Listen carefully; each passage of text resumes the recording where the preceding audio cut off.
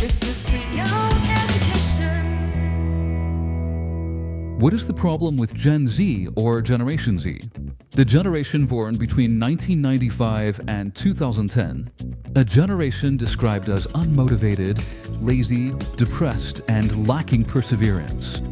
They struggle with problem solving, are dependent on others, and have difficulty dealing with stress. That is the image portrayed in the media. Is Generation Z really that bad off? In this episode of Beyond Education, psychologist Huijbrecht Boluijt and I seek the truth about Generation Z using research and visual material. Beyond education. Ooh, beyond education. Education is the most powerful weapon which you can use to change the world.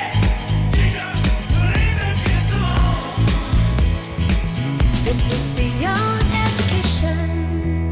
Criticizing previous generations, is that something typical of Generation Z? Or have we always done that a little? Extensive and thorough research has been meticulously and comprehensively conducted on this. Literature unequivocally and clearly shows, research clearly shows that the emerging and upcoming generation of young adults is almost always viewed with suspicion and doubt by the older and preceding generations above them. Why is that? Yes, that seems to be a blind spot in people's awareness. It's actually not that hard to imagine that indeed, let's say the generation that has settled into adulthood, grew up with different social and cultural norms and values, and that the world is constantly changing. And beneath that, you always see a new generation emerging that struggles with their own biological, psychological, physical, and social development in relation to what is presented to them. And in that tension, you can always bet that the younger generation will always develop differently. And it indeed remains quite surprising that we still continue to struggle with it, even now. I was walking through a supermarket last week, and I mentioned last week because I don't have those kinds of aha moments very often. In front of me was a girl with blue hair, a ring through her nose, and wearing a long black coat on a warm spring day. We call that an emo. Yes, an emo. And my first reflex was like, oh, strange. But then I immediately thought, why strange? I come from the 80s. Back then, half of my peers dressed in pump clothing, rings and piercings everywhere, tattoos, crazy high boots. And it didn't affect me because I was part of that new generation, perhaps unconsciously. Were you a punk then? I was between preppy and disco. No, farther from preppy though. I was just a working class kid, at least a son from a working class environment. But I was part of that peer group, a group of like-minded individuals, all searching for direction. And then you don't see that. But now, with an adult perspective, you tend to look differently at those children, at those young adults who are finding and fighting their way in life. But why that judgmental view, that helicopter view? If you see your peer group in it, you might think differently about it. But why is that? Well, I think it has to do with the fact that people, and it doesn't matter if you're young, an adult, or a child, want to have control over their environment. And when everything is predictable, you have control. Then you feel comfortable. Young people are actually searching for direction and guidance in a diffuse and diverse world without being aware of it in their lives. So they might unconsciously and unknowingly be used to positioning themselves with various external and outside influences, which may leave them with no time to rebel against something that happens to them personally and individually. Complex stories lie, from the adult's perspective, their lives settled. They have developed a set of norms and values. They also have a house, a tree, a pet, and a certain expectations for a family, and anything that deviates from that image affects people's need for control. This leads to a sense of losing grip and feeling threatened. Where's this society heading? Soon my child will be influenced. And then panic sets in. The first reflex is to say, act normal. It's very easy to say that to a new generation. Act normal. We need to take a step back. Here's a clip from the author of this book, The Generation Myth, Bobby Duffy, and he says the following about it. And it kind of reflects a constant of human history that we always think the latest generation of young people are the worst ever. They're weird or wrong. And that you can take that all the way back to Socrates, who had a big, long diatribe about young people in his day thinking they were lazy, loved luxury, no respect for their elders. And you can basically take it through every era of history where young people are always denigrated by grown-ups. Socrates in 399 BC was making such statements, so it applies to all gens. Yes, you could say that is a human scaffold. And then you come back to psychology in a concrete sense. Fear is what drives us. The moment we don't have a fear stimulus, we indeed lose in the struggle for the fittest. There needs to be a level of tension to get moving. And that level of tension, if it goes too far due to loss of control, we tend to deflect that restlessness. We don't look at ourselves as caregivers. We often look at the child who isn't functioning or the young adults who deviate. So there, yes, Socrates probably didn't see his own pitfall there either. Examine the characteristics of the previous generations. The baby boomers, born from 1945 to 1964, were born after World War II.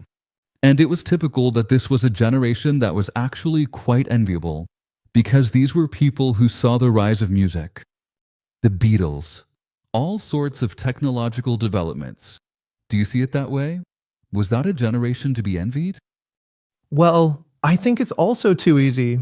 I also notice that sometimes I look with a bit of envy at those generations after World War II, with whom Fidge has only been involved, who ultimately were able to move forward in everything. But they too were indeed naturally part of a tension field where their parents had the same expectations of their children that they had to contend with. I think that, all things considered, it doesn't really matter in which era you have lived, indeed. Perhaps you could say this generation of baby boomers, if that's who you're specifically referring to, can take comfort that they have also had good financial and economic fortune. This might be somewhat different for the new generation. Perspectives are naturally a bit gloomier. Climate, where problems are felt by young people. Whether these concerns are unjustly fueled is something we can question. Financially, it is quite challenging for the newest generation. So in that sense, you could perhaps say that the baby boomers handled it a little bit more. But look, every development of a young person who is developing an identity takes place roughly between the ages of 10 and 25, which is called the formative period. This period is crucial for identity development. The generational theory states that in this time, you face two things. Firstly, you face your biological, social, mental, physical development. Psychological developments. On the other hand, when you live in a group, in a broader environment, such as in a country or a city or in a society, all those forces come at you. So those forces, you have to wrestle with them, but they do shape you. So those forces, I'm mentioning a lot of variables, you have them in every era. So if we realize that, we might also have a bit more respect for young people with blue hair. But if you look at how this is being handled in the press, Professor Bobby Duffy has the following to say about it.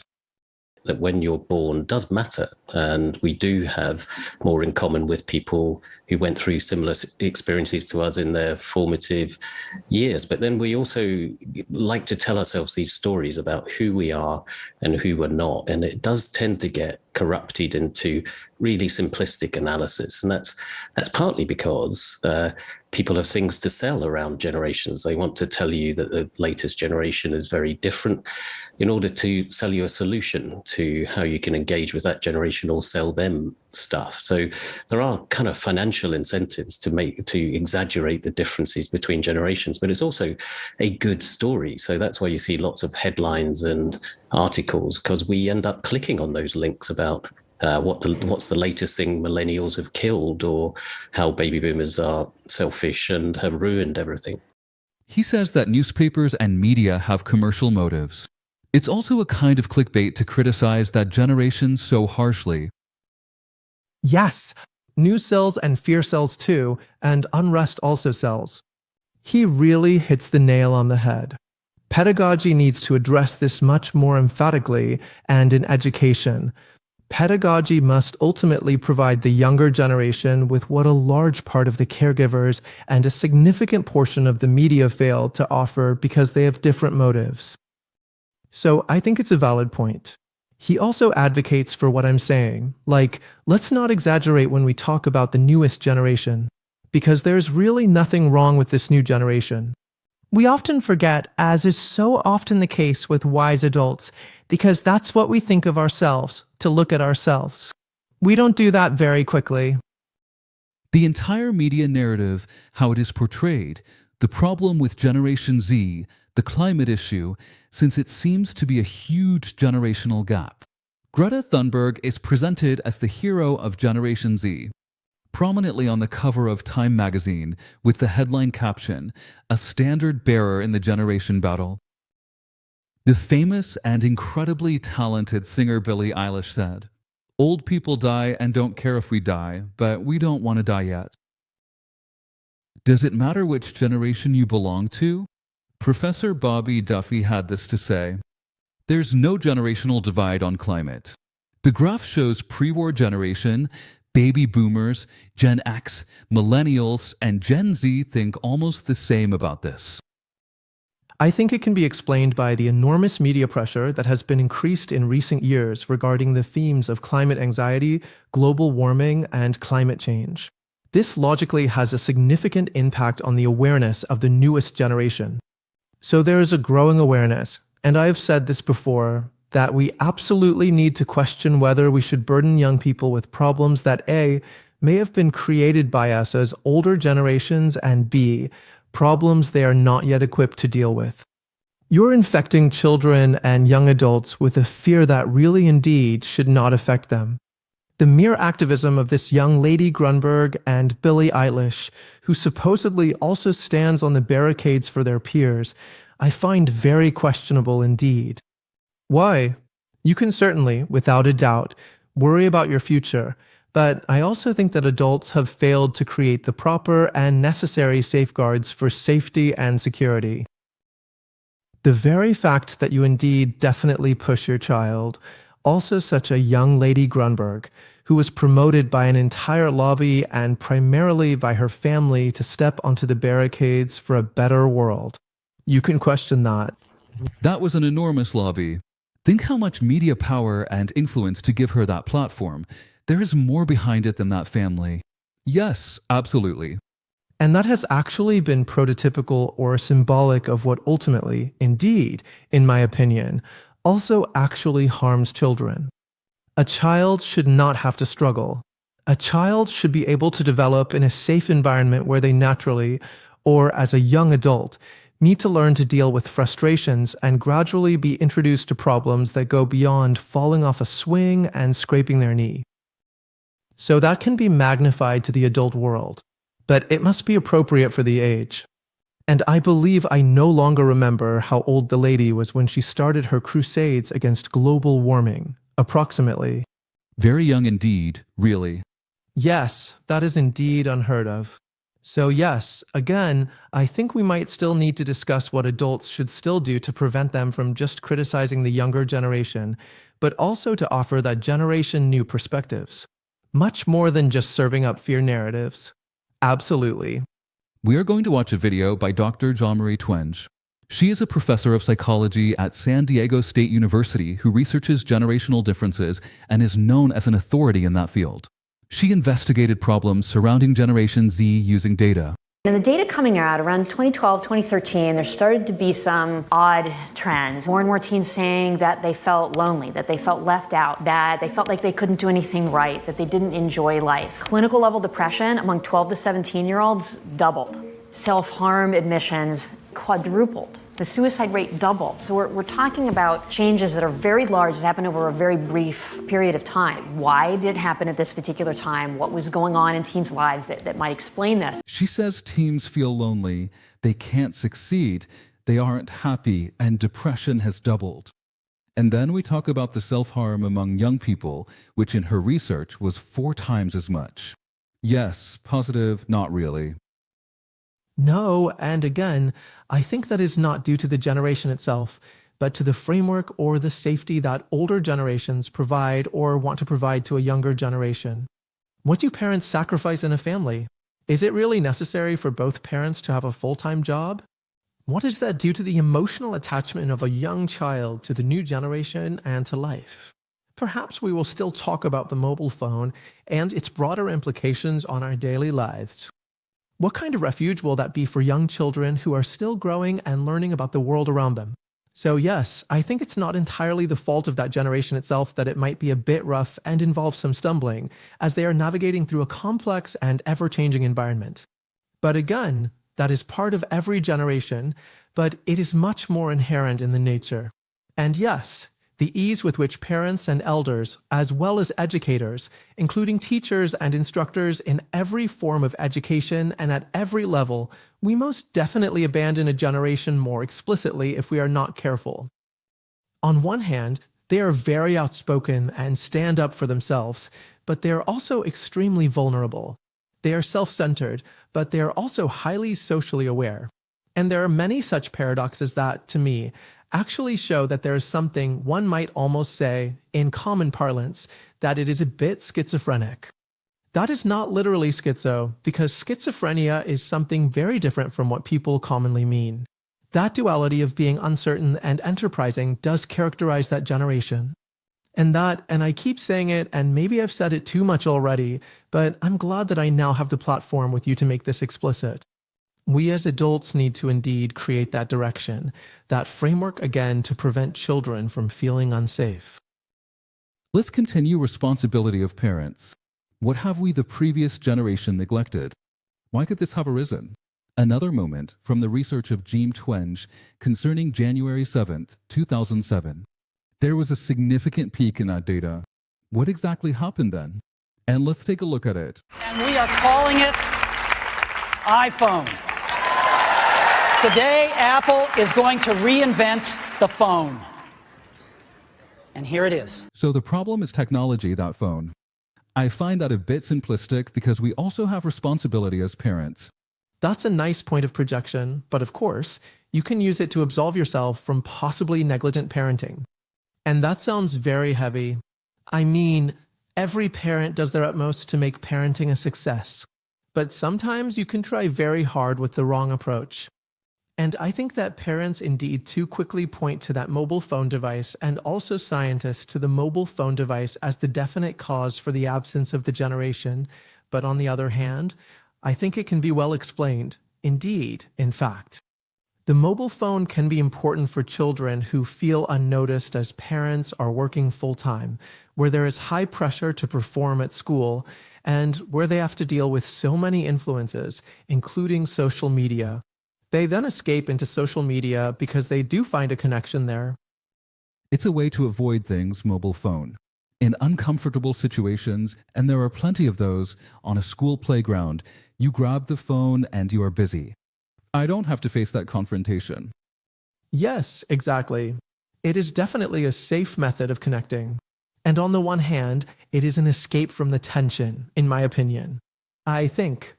You also see gaming behavior is not only about being social with WhatsApp, Instagram, and Snapchat, but also about gaming.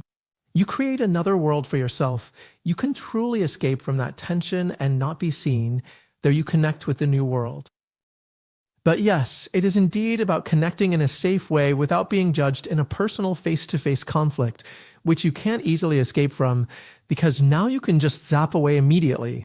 And that channel surfing culture is something that, in my opinion, does not positively influence a generation if we have to pick a critical point. But then again, it also affects us as adults. Now we zap anything away from life. We shop. Healthcare? I dislike this diagnosis. I'll go to another therapist or doctor. Not watching TV? No, not. Not on Netflix? No, nothing. Movie. So it is with everything. In the supermarket, choose from 36 jars of mayonnaise and not be satisfied. I was in an American supermarket and my daughters absolutely loved it. Those Oreos, those cookies. You have an extremely long 20-meter shelf just with these cookies. What does that do to you? You don't know anymore. Well, diffuseness in itself. It is a fog of choices where you can no longer see the forest for the trees. And then again the reference to pedagogy. It is the task and duty of pedagogy and the school to create an understandable environment at every level and at every age stage up to that point. And that's where we go wrong. And if you must indeed criticize that generation, it's not so much about the generation itself, which truly exhibits questionable behavior on its own, but rather about their actual reaction to what we present to them. That mix of general misery in the world and an overwhelming number of various variables and factors they have to learn to deal with. But when I look at my generation as parents, as caregivers, and then think, yes, what mistakes have I actually made? Indeed, truly, in fact. The generation of my parents, well, they were a bit, not stimulating. I mean, of course, it doesn't apply to everyone, but it was follow the rules, stay on the beaten path, finish school, get a diploma, and you'll have a successful life. That's how you grew up. I did it differently with my children and told them to follow their heart, follow their passion, and do what they want. But I also sometimes wonder, hasn't that approach actually created, in fact, a kind of freedom with too little support? Yes, we know the movement normative pedagogy. Kuhnstam from last century, later Langeveld after the war, took over that pedagogical movement. And it says explicitly, normative pedagogy, you must have a goal. You need to plan. You need to create a framework. That doesn't mean that within that framework you can't teach a child to be free and to act from the heart, but where you as a parent think this would affect me, you must have the courage to say, as a parent, I will not allow you to do this. In good pedagogy and upbringing, I believe you should provide a child with a framework saying, hey, this is what I have found to be good for you in my life. This is the package I am giving you. You are now 16, 17, 18, explore this now, it's time to find your own path. But what we caregivers do is tell them until they leave home, everything was fine, and now you can manage on your own. Then it gets more difficult because there is a generation of children who have been told by their parents how amazing they are, how fantastic they are. They land in the real world. They fall off the mountain with all today's consequences. Because that parenting style implies that you put children above themselves. Am I not good enough? If you don't encounter frustrations, you also don't learn the meaning of kindness and love. Because I, as a child, experienced that I face frustration and that I fail through the reaction of my parents, son, that's okay, since it's okay that you made a mistake or had a little blunder. I have also stolen something and got caught, says a parent. So I forgive you. Those concepts of leniency and forgiveness have no meaning if you don't eventually dare to let your child fall. And that is the paradox we lost. We are creating perfect children with this, who soon run into everything and everyone in the harsh world of adults. And employers might say, well, they can't take a hit. Yes, that came to mind. That is a very separate topic. But indeed, haven't we pampered this generation all the time? When it rains outside, well, we take the car and drive them to school. I used to have to bike. Not that it was so much fun, but I feel like we've pampered them a bit too much. Maybe this is the result. Yes, and where direct parental authority was lacking in that sense, because parents became their children's friends. And I mentioned this in the conversation to highlight something for us to think about.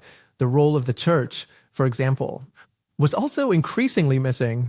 The church where God ultimately stands above everything and everyone and ultimately represents the Almighty to whom you are accountable was also taken away. So who could you relate to as a young child, which could make you feel it was possible? And that is not something a child experiences on a rational level. They are not going to interpret it that way, but they do feel that they have to relate to something that is watching them or judging them. And that sounds very heavy, which is why it has been removed and is not allowed. Especially if you do this from a religious view with all-knowing watching you, daring you to make a mistake. We have rightly discarded that negative connotation. But the idea itself that you have to relate to something bigger than yourself, something forgiving, gentle, and provides structure and framework. Yes, we have thrown all of that away. So, throwing the baby out with the bathwater. And that is so unfortunate. You see it in other cultures. In fundamentalist cultures, you see it exist. But there you see that they have kept both the child and the bathwater. So there is still that stringent framework of what is allowed and what is not. So they are still where we were 40 years ago. And you have those fundamentalist currents within Christianity, within Islam, within Judaism. You have that everywhere. Only there you see, yes, that they are not yet where the enlightened religious spirit already is. But yes, in my opinion, they have really discarded too much of religious significance. Because in religion, there is not only the worship of the extraterrestrial, or the expectation of the good or the afterlife, etc., or the spiritual as it is now. There are also certainly guidelines in there that you have to live with. And if you translate it to pedagogy, there is definitely enough guidance in it. And the search for that guidance, yes, I think that is indeed very important for today's parents who are struggling. We have now discussed that responsibility a bit. Let's go back to that mobile phone.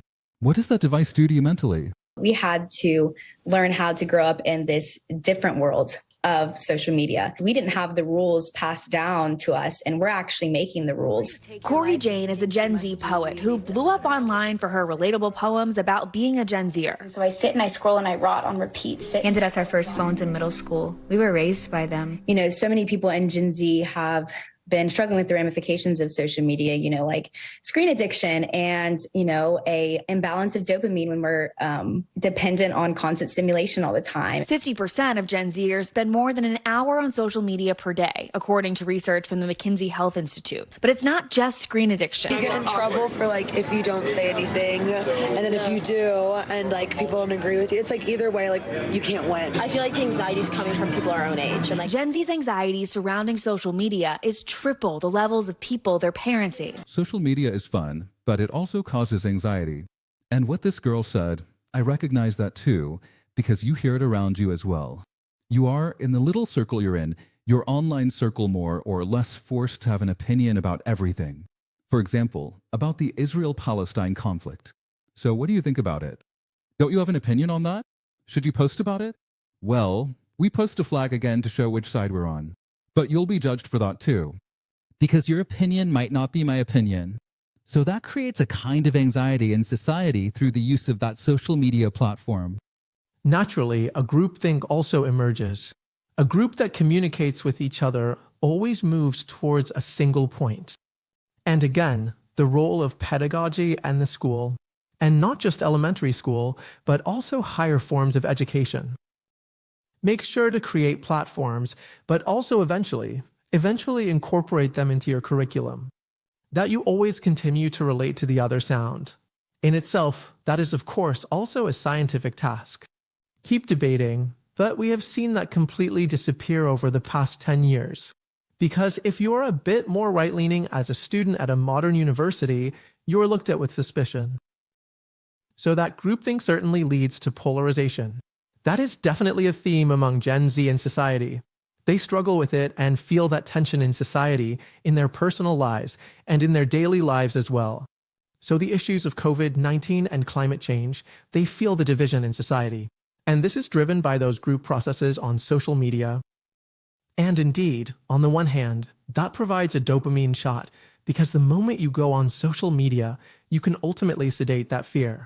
Well, that feeling of, oh, it's satisfied, I'm back with the group. What does it do to dopamine? So, dopamine actually makes sure that you, feeling of happiness. And that's why you keep going back to social media, where you are also really emotionally involved, because things affect you and, of course, you want to keep feeling good. So that emotional satisfaction from participating on social media ensures that the dopamine ultimately creates a good feeling. People always say that too. Yeah, are you getting your dopamine hit again? When they're on social media, yeah. Yes. Another thing that is often said about Gen Z, Generation Z, is that they expect everything to be handed to them on a silver platter. They didn't have to do anything for it. You're talking about things like cars, vacations, mobile phones. A certain standard of living we are entitled to and don't want to do anything for it. Is that partly true? Well, we have just talked, of course, about pampering young people, which is a very important topic. I think because of this, they have come to believe in a world that is malleable and can be shaped according to their own standards, because everything is good and you are such a special child. because you're the most handsome and you are the best at soccer. And you're also very intelligent because you only get top grades. So, praising from the idea that by boosting self-awareness or self-confidence, I am creating a self-aware or strong child. It is indeed understandable that people from that counter-movement thought, well, we have created so much fear in the older generation of people with ideas like God punishes, and you have to perform, and you need a car and a house to live in. We have indeed cast off the constraints of all those structures and started looking at things anew. Give freedom and a lot of affirmation. But the downside of that affirmation is indeed that children ultimately have not built up frustration tolerance. And they might think, I am definitely entitled to, and I absolutely want a company car at my first job with a new phone and a MacBook. Because yes, then I will indeed just function better. In my opinion, the sense of entitlement of the latest generation stems from the idea that everything was laid out for them in the first 20 years of their lives. But what is the influence of, for example, influencers? Let's take a look at that. Behind me are the most expensive cars in the world. Pint-sized painter taking the art world by storm. The world's youngest billionaire, Mumford Jr. Every day, all we see are the best of the best, the worst of the worst, the craziest and most extreme versions of reality. And so it's no wonder why our perception of normal is just completely warped. Yeah. For some reason, we think that if we're not famous or a millionaire by 25, then we've somehow failed. Yeah, if you're not a millionaire by 25, then you failed? Yes, the bar is set high. And it is constantly being raised by social media. That bar keeps getting higher. And there again is the role of pedagogy. By not only letting children and young adults eventually feel that, hey, less is also good, but by teaching them that life consists of much more than validation and material things. And thus reintroduce structure and frameworks in which they can safely stumble and fall and get back up again, so that they eventually come to realize that life here on earth is ultimately quite a pleasant exercise, but that it will never unfold without some bumps and bruises. That requires a complete pedagogical shift, in my opinion. Also within the schools, where we should not do one thing, the pampering. But we must also avoid overwhelming today's elementary school children with climate issues. Let children be children again. So, not making adults in miniature, as Leah Dustbird wrote in her book. Yes, review influencers on social media. A generation that believes everything is possible, in terms of work and where you place your beliefs. It also makes them the loneliest generation ever. You see, we tend to think of freedom as this overriding, unquestionable good thing, but let's also not forget that freedom is also chaos. And too much freedom without any order to contain it can easily lead to a sea of meaningless uncertainty and alienation. And when it comes to freedom, Gen Z is arguably the most free generation in history. We have all of the options in the world when it comes to careers, who to be, what to believe, but this has also led us to being the loneliest. I'm just so lonely all the time. And most confused. So like, what's the point of all this shit if you're just gonna fucking go on the ground? There's no point to this shit, man. He says that freedom is also chaos. This is the paradox of freedom. The pedagogy, those streams of normative pedagogy, says that freedom means a huge responsibility for you as a teacher and the responsibility you teach your child. A child needs to feel that. Life is both a gift and a task. You need to feel it. And we see that when you let children be free in themselves, it starts to live. Because you can say, I can identify as this or as that. I feel ambivalent, neutral. Tomorrow, I feel this or that. Then it becomes chaos. It is not framed. Reason doesn't frame, heart frames. Heart contact parent-child. But the hard contact, where political parties can talk to each other again, where we do not choose wars, but seek peace, where a pope does not say homosexuals are crazy, that polarization needs to be eliminated because they are indeed ultimately a reflection of our behavior. So, where we say they shape themselves based on what they see from us, it is absolutely a call for us to see what they show that they have learned from us. So, it works bidirectionally. You must ultimately ensure that your parenting actions are in that direct connection. Examines and critically considers that is also what that pedagogy says. It is about parenting, keeping a finger on the pulse of what I see in the child. What is the need? And those needs are not on a rational level. Education has gone overboard here. It's now about knowledge. It's not about feelings. We are busy making little robots. That's convenient, as power can parasitize on that. Then you can implement policies. We've seen it in years. A model is introduced. And I'll make a detour to the politics of nitrogen. We think the model is true. The adult world follows it. The model is true. Where the boundary ends, they don't know the model. And then you see we are not letting children grow up, or no longer providing them grow up, where the heart dominates, but where reason dominates. Look at how to turn this around. TikTok. It comes from China, a surveillance society. What TikTok does in China. TikTok in China is totally different from the TikTok we have in the rest of the world. Here in the Netherlands and America, what do we see? Stupid videos, lip sync videos, challenges. In China, this is regulated to such an extent. You see children there who excel in mathematics. In karate, they achieve something as motivation for that generation of young people, showing them that they can do it too. And it is actually very strange that China regulates that with a product they developed themselves. Yes, you might assume or possibly think that there is an agenda behind it from China. On the other hand, I think we are making rest world dumber. Yes, that is indeed assumed. That is an implicit goal of that technology. What I do notice is that if you look at it strictly, how they organize education or guide young people there, it is indeed very strictly regulated.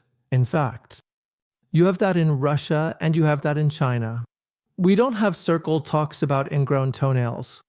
Indeed, in the morning you start with either boxing lessons, artistic formation, or self-defense. But it is very strictly about disciplined and self-confrontational activities instead of everything being allowed and having a lot of time for yourself. That is a big contrast. Yes, and yes, both can of course be disputed or questioned as to what is right, but we must consider that here in the West, in my opinion, we have absolutely gone too far with the laissez-faire mindset when it comes to guiding young people and children. As we slowly work towards the end of this podcast, let's add a bit of humor to these rather heavy topics. I have a video from an influencer on TikTok who makes incredibly hilarious videos about how young people handle situations when they don't want to or can't go to work. Hello, Sage the Rage. How's it going? Don't call me Rage. That's kind of rude. I work from 4 to 8 at Sephora today, so I won't be able to do my full day here. Because you are scheduled for like 8 hours today. If I work the full shifts, that'll be a 12-hour day, and that's like basically slave labor. Okay, I see 12 hours. Maybe don't take the shift tonight at your other job? Then someone says on the phone, do I have to work 8 hours a day? That's slave labor. Very black and white. Does it really work that way in practice? For example, when I talk to restaurant owners, I sometimes hear these kinds of things. That is the sound of employers or older professionals training young professionals. The younger generation consciously chooses fewer working hours and secondary employment benefits over a higher salary. You could say they are lazy. They don't want to go along with it. Or maybe they are thinking about what is good for them. Absolutely, yes. That was again the contrast between one thing and another. Like our generation, with strict rules of, this is how it is, and you work 40 hours and buy a house. All those musts. And they have seen, and I think that is the good thing about upbringing, because learning to deal with freedom is naturally also good in itself. So perhaps they picked that up from that somewhat freer upbringing, that they're allowed to choose their own happiness. And so, It is not material things that can ultimately lead to prosperity and a peaceful life, but ultimately time, emotion, and peace with yourself and your immediate surroundings. That's beautiful too. Yes, that is very beautiful. That is also something we can learn from. These young people are much further along in terms of maturity in that area in their lives than the older generation, who are still restricted by the time frame imposed on them by their parents from before or after the war. I have a piece of stand-up comedy by Russel Peters about this generation gap. These millennials and Gen Zs, I know you're here somewhere. Calm down, you're part of the problem. Here's the thing, I know that my generation is unreasonably irritated by your generation. It's even more so than it's been with past generations. And I was trying to figure it out. I was like, what is this? Like, why is it we don't like them this much? And the more I thought about it, the more I realized every single thing that's wrong with the millennials and the Gen Z is our generation's fault. Literally, don't overreact for that one, all right? Don't, millennial prick, I see a little, woo, see, I told you.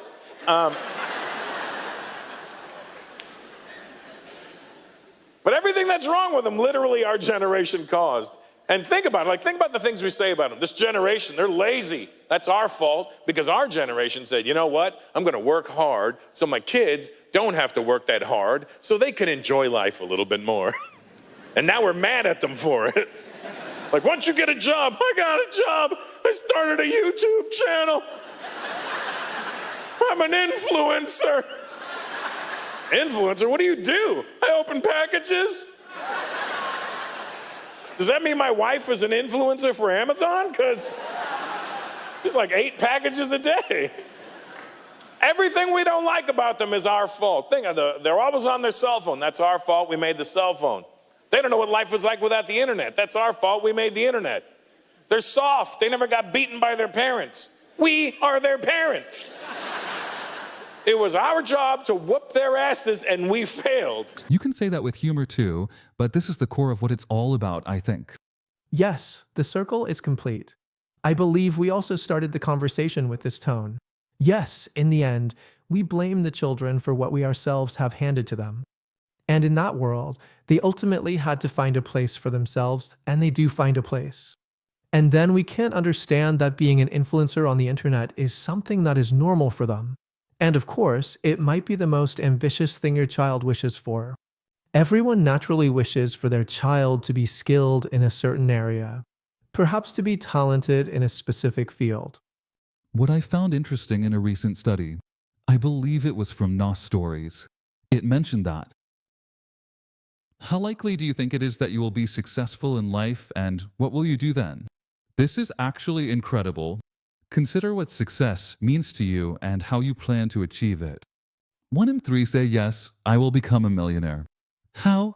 By being an influencer or with bitcoins. Then you think, yes, but that is true. That image has been taught that it is achievable. The 10, 12, 13, 14, 15-year-old group thought would become professional soccer players. That was also indeed the case for half of the boys in the street. So that determination naturally fits with very childish impulsiveness and immaturity, and you could almost say, fantasy thinking. You say that was a thing for all generations. That's also a thing with all generations. On the other hand, we may have created too much of an illusion that you can become anything you want in this area. And our generation. Yeah, we weren't told that. You had to meet standards, perform well, work hard at school, and then it would be given to you. But that was added later. You can create your own life. Well, that's that. That is a disappointment that we are already preparing for children because that is not how the world is built. By the way, when we talk about Generation Z, we should also remember that a generation is never a homogeneous group. Within that group, there are, of course, exceptions and significant differences. So in general, I think it is indeed important to come to realize at the end of this conversation that this generation is not uniformly like-minded. There are young people who are actually woke, and there are young people who are more conservative. But yes, we are inclined to label things for a reason because it gives us as adults a sense of control. Yes, exactly. And we need to stop that. Stop labeling. Absolutely. Finally, what can we do as Generation Z parents to support them a little more effectively in the various problems they are struggling with on a daily basis? Because those problems definitely exist and can be quite challenging. Wow, that is a really big question. I think we definitely need to have a conversation about this generation gap. I think that just like when you see your child struggling with a specific problem, for example, my relationship is absolutely over, you as a parent can say, come sit down for a moment. I remember when I was your age, and I remember how it feels. And it might also happen to me in my current life that something can affect me, making me anxious, causing me to be inclined to escape. But maybe you should do this better or do that better. So again, that personal connection in your parenting, which undoubtedly makes a child feel that there is simply much more than just wallowing in fear and actually escaping into social media and fantasy thinking. You adopt family values. Yes, actually. So, working out that specific problem can also be translated to what are you currently struggling with in your life right now, at the moment? What are the peak experiences in your generation, such as the significant events and milestones? So generational thinking should also have a place in education and pedagogy, especially because young people also feel marginalized. Perhaps all the commotion about the climate and indeed dyeing hair blue, just like in the punk era, is also, in fact, a protest against the great distrust they feel towards the generation above them. You can bet that children and young adults are very attuned to what is happening in their inner world. They feel it, they can't articulate it, but they feel, yeah, Dad, Mom, you say you're involved, but you drop me off at the schoolyard every morning. You don't have time to go inside with me. You speed off to be on time at your office. Once you have that involvement, the awareness is there at a young age. Yes, they feel that. And I think if we need to engage in conversation with the new generation, then we must also talk about our own failures, first and foremost. And then it is a beautiful starting point when a child dares to say, I am facing something, or I don't want to go to school anymore, those things. That you then say, wow, let's sit together because you and I are the same. Not just biologically because you come from me or from us, but we struggle with the same problems in our lives and that we engage in the conversation. Instead of rationally labeling it as, oh, blue hair so weird, oh, there must be fear created for the climate, because then they will take care of a better climate. I'm not just talking about the meteorological climate, but also about the social climate. We often do that from a place of reason, and no longer because we dare to show ourselves as parents. So, in my opinion, that is the big task. Show yourself as a parent. Huijbrecht assignment. Conclusion, thank you. Beyond education. Beyond education. Education is the most powerful weapon which you can use to change the world. This is beyond education.